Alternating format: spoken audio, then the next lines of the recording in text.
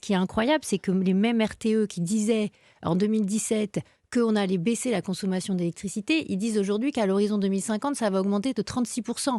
Et donc, on a presque l'impression d'entendre les mêmes débats que sur les retraites, où on nous disait en 2017 qu'il n'y avait aucun problème de financement des retraites, et maintenant les mêmes disent qu'il y a des gros problèmes de financement des retraites. Il y a quand même une situation qui est particulière, c'est la guerre en Ukraine. Qu'est-ce que vous répondez, Agnès Verdier-Molinier, à cet argument qui est celui de dire, eh bien, notre situation énergétique est la conséquence de ce conflit en Ukraine? Non, c'est totalement faux sur la question de Faux. C'est un l'électricité. mensonge?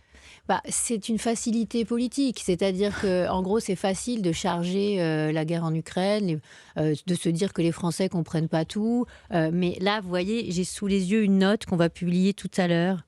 Et on n'a que 60% de nos réacteurs qui sont en fonctionnement aujourd'hui. Alors, c'est un peu mieux que ces dernières semaines. On était plutôt à 50%.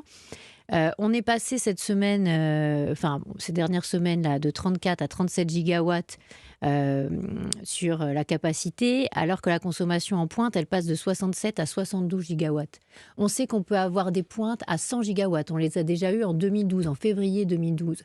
Ça veut dire que clairement, si on a un hiver hyper froid, sans vent, on est dans une situation très, très préoccupante. J'ai lu hier soir encore la circulaire qui a été donnée au préfet pour prévoir les plans de délestage. Ça fait froid dans le dos. Froid dans le dos, pourquoi? Mais pourquoi? Parce que on va pas ouvrir les écoles, on va pas faire partir les trains, on fera pas partir les métros, on fera pas partir les Mais tramways. pardonnez-moi, est-ce que ça, c'est pas le scénario un peu de la peur, du tableau très noir, ou il faut vraiment en tenir compte? Écoutez, je pense que le président de la République l'a quand même dit depuis les États-Unis il y a quelques jours. Pas de panique. Il a dit pas de panique, mais il a aussi dit si un train est sur un trajet sur lequel il risque d'y avoir un délestage, on ne le fera pas partir. Vous croyez qu'on va avoir beaucoup de trains au moment où il y aura des gros pics de consommation au cœur de l'hiver?